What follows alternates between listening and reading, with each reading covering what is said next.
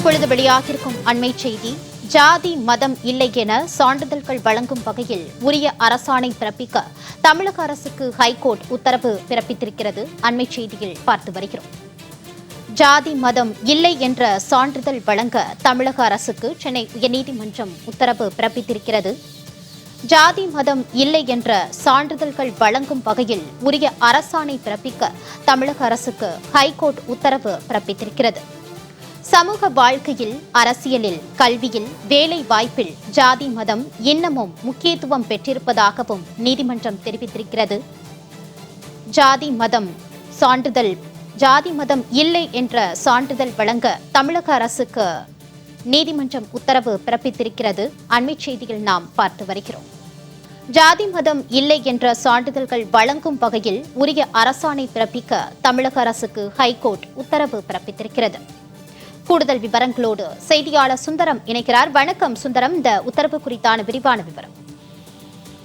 நிச்சயமாக, அதாவது திருப்பத்தூர் மாவட்டத்தை சேர்ந்த சந்தோஷ் என்பவர் தனக்கு ஜாதி மதம் இல்லை என்று கூறி சான்றிதழ் வழங்கும்படி திருப்பத்தூர் தாசில்தாருக்கு உத்தரவிடக் கோரி சென்னை உயர்நீதிமன்றத்தில் ஒரு வழக்கை தொடர்ந்திருந்தார். அந்த வழக்கில் தனது குழந்தைகளுக்கு சாதி மற்றும் மதத்தின் அடிப்படையிலான இடஒதுக்கீடு உள்ளிட்ட அரசின் எந்த சலுகைகளிலும் கேட்கப் போவதில்லை என குறிப்பிட்டிருந்தார். சாதி மதம் இல்லை என்ற சான்றிதழ் வழங்க தாசில்தாருக்கு அதிகாரம் அளித்து எந்த உத்தரவும் இல்லை என அரசு தரப்பில் தெரிவிக்கப்பட்டது. இதையடுத்து வழக்கை தள்ளுபடி செய்த தனி நீதிபதி உத்தரவிட்டிருந்தார். இந்த உத்தரவை எதிர்த்து சந்தோஷ் என்பவர் தாக்கல் செய்த மேல்முறையீட்டு வழக்கை விசாரித்த நீதிபதிகள் ஏற்கனவே திருப்பத்தூர், கோவை, அம்பத்தூர் தாசில்தார்கள் சாதி மதம் இல்லை என சான்றிதழ்கள் வழங்கி இருப்பதாக சுட்டிக்காட்டி மனுதாரருக்கு அதேபோல் சான்றிதழை 1 மாதத்தில் வழங்க வேண்டும் என உத்தரவிட்டிருந்தனர். மேலும் சாதிய ரீதியிலான பாரபட்சத்தை தடுக்க வேண்டும் என்றும் போராடி வரும் நிலையில் சாதி மதம் இல்லை என சான்றிதழ் கோரும் மனுதாரருக்கு பாராட்டு தெரிவித்த நீதிபதிகள் சாதி மதம் இல்லை என சான்றிதழ் வழங்க வருவாய்த்துறை அதிகாரிக்கு அறிவித்தல்கள் வழங்கி உரிய அரசாணையை பிறப்பிக்க வேண்டும் என தமிழக அரசுக்கு பரிந்துரை செய்தனர்.